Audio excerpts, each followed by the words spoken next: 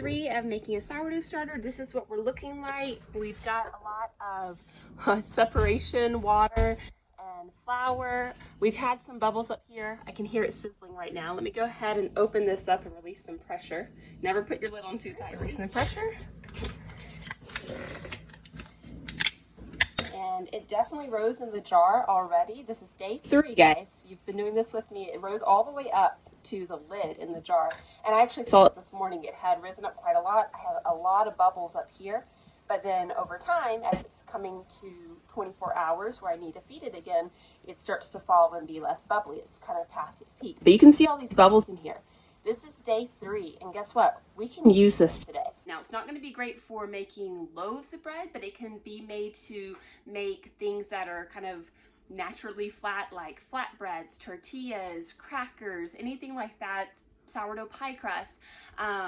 Those kinds of things you can use a starter right now, and actually the more that you use it, the more mature and better rising power your starter is going to have, the better flavor it's going to give your breads. So if you can start using it at day 3, go ahead and do that.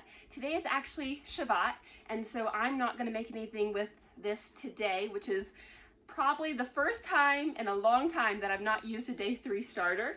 But as you can see, my jar is almost full. So I have a choice. I can either put this into a larger jar and then feed it the way I'm going to show you next, or I can take some of this out like I had, pretending like I'm using it, and then actually like throw it in the trash or give it to the chickens, or you know, whatever I want to do with it. Put it in the compost, you know, my choice. Pretend like I'm using it by taking some out and then feed it that way. So I'm actually going to be wasteful and do the latter. I'm going to just get rid of some of it. And normally I would use it. So it's just so crazy because here I am making a video and I'm doing something that I've done for years and years, but I'm going to do it slightly different this year on the video. It's like, okay, great. Hopefully my bread's going to come out okay, you know, because I'm recording now. So of course it's got to do something that's never done before, right? But anyhow, so let's go ahead and feed this, and we're feeding it slightly differently than we have days 1 and day 2. Okay, so I'm going to go ahead and give this a stir to mix up any flour and water.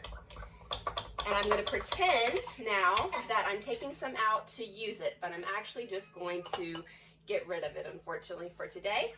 All right, so here's my new starter, very little in there, and I just pretended that I took out like a cup to 2, which is what I would take out for a recipe. So now I've got my starter here and it's time to feed it. But remember, today we are doing equal weights flour to water ratio. So before we were doing just like equal, 1 cup flour, 1 cup water. Today we're doing equal weights, and I have a little experimentation system set up here to show you what that's going to look like. So first of all, I've got an empty cup so that I can set my scale to recognize this as my weight. And now I have water, unbleached white flour, all-purpose flour, and unbleached whole wheat flour. So which of these do you think is going to weigh the most? The water or the flours by themselves? And then which of the flours do you think is going to weigh more? The whole wheat flour or the unbleached all-purpose flour? So let's experiment and find out. So our water is 7.89 ounces. Our white flour is 4.05 ounces. So this flour weighs less, the water weighs more. And the whole wheat flour is 4.65 ounces. So our whole wheat flour weighs just a little bit more than our all-purpose flour. So what that means is if we're going to feed equal parts in weight, flour to water, it means that we're going to have slightly more flour to water. We're going to want to dump out some of this water until we get the same amount. So I've got 7.88 ounces. And this one, remember, was like 4 something. Let's see. 4.05. So I'm just going to pour out. This is at 5.72, and I'm like at 3/4 full. So now I have half a cup is 3.7. So we're getting like 1 cup of all-purpose flour is about half a cup of water, a little bit more than half a cup of water.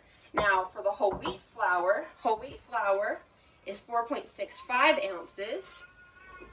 So I'm just going to add a little bit more water here. Oh, that's 4.8. So that's pretty close. So whole wheat flour, equal weights with the water, is 1 cup of whole wheat flour to about 3/4 cups of water. Again, we're doing equal weights. So 1 cup of whole wheat flour is about the same weight as 3/4 cups of water. If you're doing all-purpose flour, 1 cup of all-purpose flour is equal to about half a cup of water. Okay, does that make sense? If that doesn't make sense, maybe rewatch it again. I don't know if I explained it super clearly. But the whole idea is that we want equal weights. Flour is going to be lighter than water, so we're going to use less water to flour. Depending on the flour you're using, this one has all this bran and stuff in it, it's going to be heavier than your all-purpose flour. So for all-purpose flour, I don't need as much water. For our whole wheat flour, I need more water. So you can get your scale out and you can measure this before you feed your starter if you really like that. But I actually just kind of eyeball it and I say, okay, I've got 1 cup of flour. I've got 3/4 cups, or I'll use the same measurement. So I'll take like 1 cup of flour, dump it in there, and then I'll fill that same measurement, like 3/4 full, and dump it in there. I don't actually measure it to make sure it's exactly equal weight. And guess what? My sourdough starter does just fine. So you can be super scientific if you want, and you can be, more loose with your measurements and a little bit more spontaneous and just, it feeds both people, the right brain people and the left brain people, or the people who are kind of a mix of the both. Whatever you want to do, it works. You just want to do a little bit more flour to water ratio. By the way, the same subscriber that gave me the sourdough book that I showed you yesterday also gave this to me. So thank you so much, Amani. I've got my 1 cup of whole wheat flour. And again, the way that I determine how much to feed my starter is I want to give it as much as fresh flour, as it has starter already. So I have 1 cup of starter, so I'm going to do 1 cup of flour, or less is fine. Like I said, it doesn't have to be an exact science. Sometimes if I have a clean scoop that's a 1/2 cup measurement, I might just do a 1/2 cup, even though I have 1 cup starter. That's going to be just fine, okay? So I've got 1 cup of fresh flour going into my 1 cup of starter. This is whole wheat flour.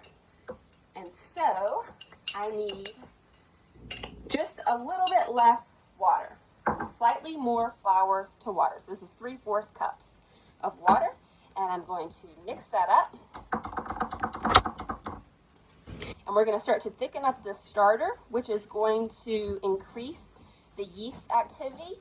And even though I've already started seeing rise in my bread, like I showed you, not rise in my bread, rise in my jar, like I showed you earlier, this is going to really increase the rise power. And I usually start baking actual loaves of bread by day 5. We'll see what happens this year because I'm recording a video and things want to go wrong if I'm recording a video. But it should go fine. So you can see it's much thicker. It's not nearly as runny. That is it for day 3. And from now on and for the rest of the life of this starter, every 12 to 24 hours, I'm going to come and I'm going to feed equal weights of flour and water, which comes out to be slightly more flour to water ratio. So here we have our day 3 starter complete. Tomorrow we're going to do the same exact thing. I'll share a little bit more about sourdough with you and about things you should look out for when you're doing your sourdough starter as far as contamination and whatnot. And if you have any thoughts or comments you want me to address, make sure to leave those in the comments below. Have a fantastic and peaceful and wonderful Shabbat in Yahweh. Until next time, I pray Yahweh would bless you and keep you. I'll talk with you later. Goodbye.